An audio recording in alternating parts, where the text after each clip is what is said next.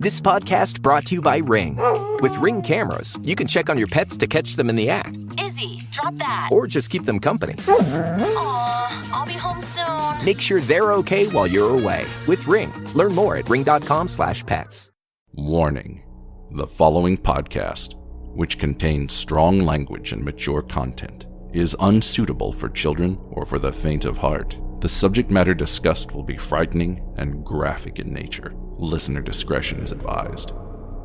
Three spooked girls. Three spooked girls. When you want to hear about the paranormal, you get the spooked girls. True crime that makes you hypothermal. With the three spooked girls. Stabby snippets will give you dreams. Tara and Jessica will make you scream along with the spooked girls. Bring on the slaughter. We on that haunted ground. Spooked girls. The three spooked girls. Hey there, Spooksters, and welcome back to another episode here on Three Spooked Girls. My name is Jessica, and as always, I'm joined by my favorite gal pal, Tara. Hey, Spooksters. Today, we are going back to one of my favorite series that we were doing for a minute, which was our State Legends. Yay! Which is super fun. So we're kind of getting a little bit into the spooky season of sorts. So with this, we're going to be doing different states, and I'm very excited about it. I picked the state of Illinois. Well, really, the random tool I use on the internet that already has all the states in it picked it. But before we do that, if you want to hang out with us on social media, you can do so by heading over to Facebook, Instagram, Twitter, Threads, all of the places. And our handle is at Three Spooked Girls. We also have a wonderful Facebook group, which is just like a community of like-minded spooksters who get to, hang out virtually together. It is also, just so that you know, because we are coming up on spooky season, which means Secret Satan, where we will be hosting Secret Satan. One of the rules this year is that you will need to be in the Facebook group to participate. So definitely go check it out if you haven't already joined. We also have a new thing, which by the time you've heard this, we've already hosted our first book club. We were reading the book Smile Beach Mystery, I believe it was called. It's across the room. I can't. Smile Beach Murder. There we go. We have a book club. It's the Spookster Literary Society, and it is on the book club app. It is all in the link tree, which is wonderful and will take you everywhere you want to go in the Three Spook Girl realm. So if you are a reader and you're like, I want to get in on that, definitely check that out because it is something we're doing. And we've already picked our August book. Yes. So fun. And we will meet roughly around the last Sunday of the month, I'm believing is kind of what we picked in the middle of the day. So you don't have to be up late discussing books before work on Monday, which I would do anyway, but still. I know. And can I just say, we have 107 members in there already. So that's super fun. It's been really active. So yeah, come on. Even if you want to just lurk, you can come. We like lurkers. Yes, that's fine. That's what I do a lot of times. It's fine. For sure. Also, if you want to help support the show, you can do so by heading over to patreon.com/Three Spooked Girls, or like I mentioned earlier, the link tree has all of those links for you. For little as $1, you get a bonus episode every month. It's the last day of the month. Typically it drops. Also, if you are a 5 and up patron, you have been getting the wonderful Gypsy Rose episodes, which I think there's one more. We've had so much fun just having this discussion and doing these, that we might do more of type of these series on Patreon. And also, spooky season is upon us. And we will be doing our Vital Conversations again, which that means 5 and up patrons get video content of those. And with that, we are going to dive in to the urban legends or the state legends or the spooky places that is in Illinois. Now, mind you, this is what my research popped up. If you live in Illinois and you're like, there's this thing, please go to the Facebook group, into the group discussion, and tell me about it because I want to know. But the first one is called the Thunderbirds. Ooh.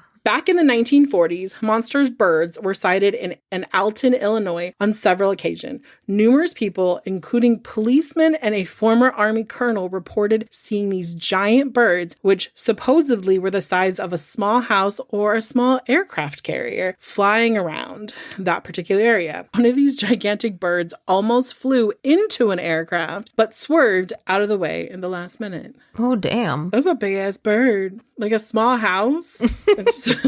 Huh. I love that they're like, or an aircraft. And I was like, could it have been an aircraft? Right? The next one is called Big Muddy Monster, which I was like, oh, cool. Back in June of 1973, people from all over Illinois were reporting sightings of a tall, white-haired creature caked in mud running towards people. Is this like the 1973 version of the clowns with the machetes? Or is this just a poor dog that needs a bath? Like, somebody give the dog a bath. A couple in a parked car near a boat dock saw this creature caked in mud and was running towards them. Then a child spotted it at the edge of the woods. They came back again and they heard terrifying noises. A few people reported seeing this matted creature, and then no sightings of the Murfreesboro mud monster, which is the other name of it, have been reported since then. But the police took their canine units out there and they basically smelled something that smelled like a monster. what does a monster smell like? I'm assuming terrible. I'm assuming terrible, but cannot quite put our finger on it. Like, what is that smell? But apparently the canine units tracked it to a barn and they refused to go in. Ew. I mean, I wouldn't want to willingly go in. There's a mud monster in there. Okay, like so far, all of these names have sounded very Scooby-Doo. The next one is called the Gooseville Bear. Also slightly Scooby-Doo. Legend says that the bear mauled half of a calf back in August of 1949 in Beth Alto, Illinois. It first appeared around Indian Creek, and the town folk near the area reported hearing growling and seeing a pair of eyes in the dark, but the creature was never captured. The town became frantic, and soon a posse of 150 men set out to track down the beast. After several nights of unsuccessful bear hunting, the posse disbanded. Wow, that's a big ass posse. I was like, oh my God, that's a lot of people. That's a mob. Let's just call it for what it is. Not a posse, a mob. No. I'll reread it. No, I'm kidding. It's a mob of 150 men. Just also like thinking like 150 men are out there like looking for this giant bear and nobody is seeing them also gives me very Twilight. Very much so, yeah. It's really the wolves. Everyone's like, no, Jessica, let's not do that. Oh my God. It's too early to bring Twilight into this episode. Okay, the next one is the Vanishing Man. This urban legend says a man a long time ago died at a bus stop in Egypt, Illinois. And apparently he still gets on the bus every day and vanishes when the bus crosses the bridge on its usual route, which to me means that's his stop. Yep. The bus isn't making a stop and he's getting off. The bridge is where he wants to be. Let's just hang out. Right? Stop judging him. It'd be really cool though if he like appeared at like the end of the day, like he appeared back on the bus. I just got done at my job at the bridge, haunting the bridge, and now I'm going home. I love that. The next one is called the seven gates of hell. Very serious. Oh no. Sorry. Oh no. This urban legend apparently has several different versions. Many of them involve entering in one of 7 tunnels near Collinsville, Illinois. If you drive through all of the gates, and it's gates is in quotation marks, specifically the 7th gate at midnight, you will be sent to hell. Be careful. Right? Don't go through the 7 gates, guys. I like that you have to go through all 7 gates. And then if you go, like, so if you just go through the 6th one, but you don't go through the 7th one, you're like, haha, can't get me, devil. Mm-hmm. Also, if I was the devil, I'd be like, I'm dragging you through that 7th gate, you little asshole. You went through 6. Close enough. It's a technicality. Oh, newsflash, it just became the 6th gates of hell. And you're like, damn it. According to one story, a group of students on drugs were driving around one night trying to locate all 7 gates and ended up missing the last entrance, crashing into the concrete supports. The car was demolished and they all died. Oh, so they just like went to hell. Oh, shit. They didn't have to go through. Yeah, so literally. My story is right. If Dang. you just go through 6. But some people reported have seen lights from their car still around the area. Well, right, they're pissed. They're just on a permanent joyride. I don't know. So please don't do drugs and drive. That sounds like a bad time. They're on drugs. They might just be having a great time. They might not even know they're dead. Who knows? I just meant for the living people. PSA. Well, yes, but I'm saying they don't know. They're out there having fun. It's like the show A School Spirit, like the one hippie chick who's just like, I'm having the time of my life being dead. Also the band people. The next one is Stump Pond Serpent. There's a lot of beings in Illinois, and Illinois is not that big of a state. Like, I feel like California could have had so many more things than this. Starting in 1879, and it would go all the way through 1978, fishermen have reported seeing a creature in Stump Pond that had a thick green body with black fins. Oh. I don't think do serpents have fins? I didn't think they did. I thought serpents were snakes. I don't know. It just makes me think of like a sturgeon, which it's obviously not that, but... Like, it's just a sturgeon, guys. It's just middle of America. It's fine. This is actually like, okay, the creature was never caught, but a lot of people accused it of just being a big, super ugly catfish. Poor catfish. Catfish is like, fuck you guys. It's okay. You're the most famous catfish there is, even if you're ugly. They don't know your name, but... That's fine. You know, there's always a lady in white. Yeah. Well, there's one in Illinois. Her name is Resurrection Mary. Oh, okay. So there are several different versions of Resurrection Mary, but they kind of all boil down to a woman dressed in 1930s party, like garb or party dress, walking home, hitchhiking a ride from a driver, and then disappears from the back seat. However, most of the Mary sightings happen near Chicago and Resurrection Cemetery. Oh, that's why they call her Resurrection Mary. I get it. Dozens of drivers have picked her up and offered her a ride, but she always disappears from their car. Drivers have also reported hitting her and hearing a thud while others just drive right past her. I would drive right past her. This is 2024. We don't pick up hitchhikers. No. Also, could you imagine just like driving? Like, my vision is that it's very late at night and you're just driving and then you're like slightly dozing off and then you just hear like a thud and it's like, I know what we did last summer, but like there's no body. You know, it reminds me of Supernatural, too, because in the first episode, they had a ghost like that. Oh, yeah. Also, I think later somewhere there's another part where we talk about that cemetery, but like apparently that's how Mary died, is that she got hit by a car. And I was like, you shouldn't be hitchhiking. But I was like, it's the 1930s. That was an acceptable form of travel. So yeah, right. Can you imagine like hitchhiking places? Nope, I would not have done that. I'd have been like, I will not go far. Granted, we all now kind of like virtually hitchhike. We're like, I summoned someone via my phone. You know, it's just the like placebo effect of that app protecting us. It's very true. Actually, I sent my location to Tara. Yes. And then it didn't happen one night. And Tara was like, the fuck? I was like, I don't know what happened. I was like, I forgot I didn't drive home last night. And she's like, wait, what? I was like, oh. Good time. The next one is the Hull House Devil Baby. Ooh, Devil Baby. Devil Baby. Hell House has had a handful of spooky stories attached to it, but the spookiest one involves a woman giving birth to a devil baby that she brought to the Hull House and was raised by Jane Addams. Legend says that James forced the child to live in the attic until he died, and his devil face can still be seen through the walls of the Hull House. I mean, as the devil baby should, because that sounds like a miserable life. Also, sad. Like, right. Could you imagine it was just an ugly kid? Like an ugly baby? Hate to say this, but it probably fucking was. So. Just an ugly baby, and they're like, you know what we're gonna do? We're gonna take the baby and lock it in the attic with this lady. Like, Jesus. People back in the day were just fucking trifling. Ruthless. Ruthless. Like, oh, what's a fucked up thing we can do to you? Here we go.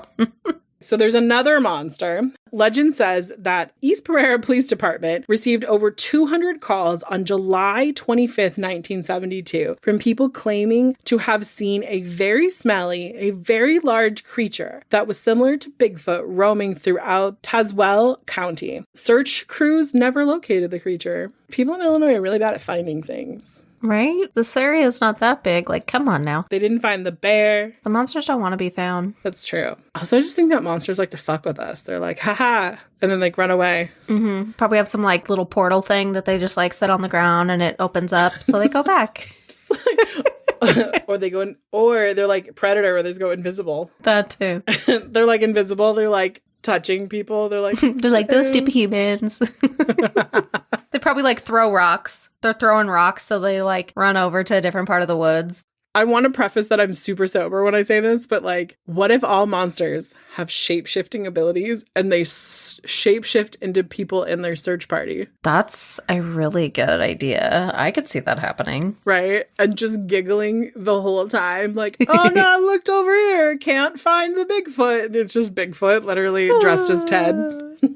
I love it. Okay, the next one is McPike Mansion. Built in 1869, the house was sold in 1908 to Paul Langinger. Langinger's ghost is said to still haunt the property. A couple bought the home in the 1990s and concluded that it was indeed haunted. The woman reported seeing a spirit of a man through the window as she was outside doing yard work. She was able to identify it as Langinger because he was wearing the same outfit he was seen in a photo. A paranormal investigation was conducted, and they reported hearing footsteps where there was no one there to make them. Spooky. Spooky. Okay, the Cherry Hill Road accident near Oswego. The legend goes that there was a tragic car accident when a young couple were on their way to the prom and lost control of their vehicle. The girl died right away, but the young man was able to crawl out of the car a few feet and wrote, "Help me," in his own blood. Teens love this legend and have spray painted "help" in red paint near where the alleged accident occurred. This gives such Suzy Q vibes. Oh my God, yeah. Do you remember that movie? Mm-hmm. I was obsessed with it for a little bit. The chick who plays, she was the Pink Ranger. Mm-hmm. Also, side note, I saw this clip of like Power Rangers from when Kimmy leaves, and she writes the letter to Tommy, and she's like, "You're like my brother." And I was like, dude, you made out with him. Ew.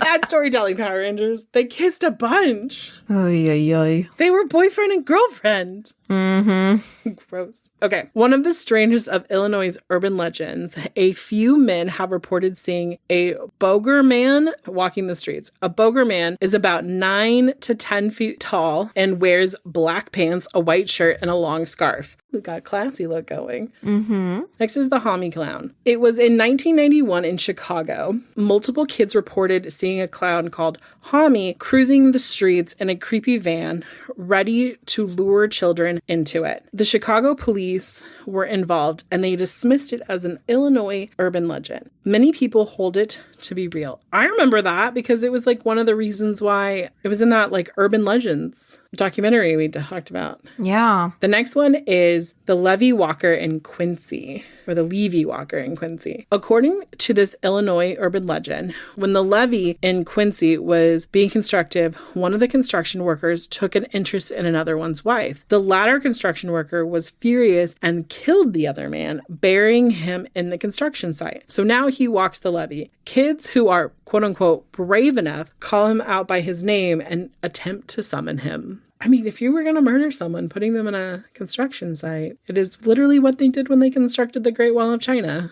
So the next one is the Greenwood Cemetery. This cemetery is so old that there are grave markers that date back to before it was dedicated as a graveyard. Well, that's cool. It was likely to be originally a Native American burial site. It has definitely been robbed many times over the centuries. Aww. One of the most haunted areas of the cemetery is a Confederate grave memorial that consummates a few of the soldiers who died from yellow fever on the train passing through the area. It stands as one of the most haunted places in Illinois. That's fun. Yeah. We just have a couple more. The next one, it's Woodstock Opera House, which just made me want pizza, if you recall, from Chico days.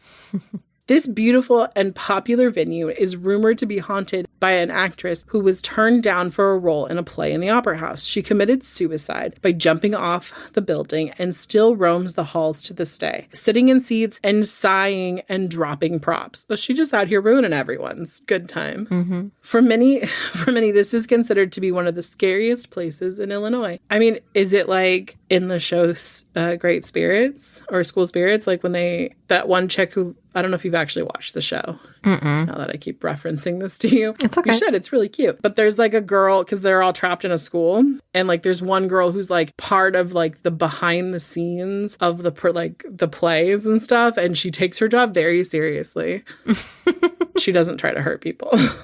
Okay, we have two more-ish. So the first one is Bachelor's Grove Cemetery. Bachelor's Grove is also famous for being another rumored site of the White Lady or Madonna of Bachelor's Grove, who, according to the legend, was buried next to her child and whose apparition sometimes is seen holding a baby in her arms. While it's okay to visit the cemetery during the day, police also are always on the lookout for nighttime trespassers. So be careful. Apparently, the woman in white is named Mrs. Rogers. So there's that. Also, fun fact, another legend in this area, there's a phantom dog. Aw, cute. That is seen running around the cemetery.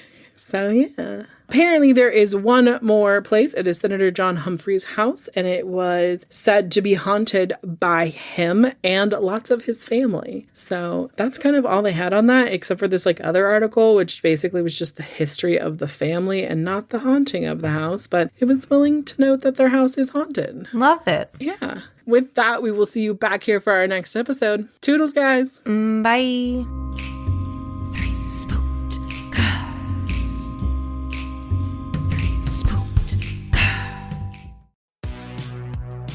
Welcome to the All 80s Movies Podcast. I'm Bill. And I'm Jason. And this is the podcast where we talk about the blockbusters, the flops, and everything in between from one of the freshest decades for movies, the 1980s.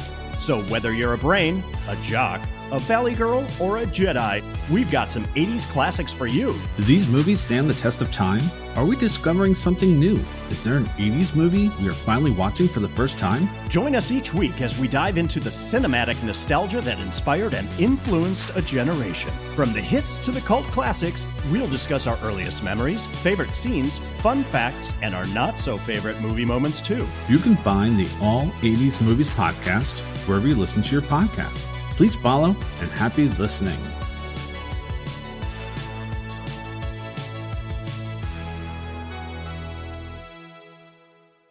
Hey there, are you in need of a new weekly fix of horror gaming discussions? Then look no further than Safe Room, Bloody FM's horror video gaming podcast. I'm your host, Jay Krieger. And I am the other one, Neil Bow. And every week, Neil, myself, and the occasional guest get together to chat about classic and contemporary horror games and the elements that make them a standout amongst the hordes of horror games being released seemingly every day now. In addition to celebrating anniversaries and new releases, we also interview influential horror developers, such as Amnesia the Bunker's creative lead, Frederick Olson, and even the maestro of lo-fi horror, Erdorf, the developer behind the Faith trilogy. And finally, on Thursdays, we release episodes of Horror Bites, our bite-sized indie horror showcase in which Neil and I share a game that we discovered on itch.io from an up-and-coming developer. So if this sounds like the podcast for you, please consider checking out Safe Room on your preferred podcast platform, and be sure to give us a follow on Twitter @SafeRoomPod for show updates.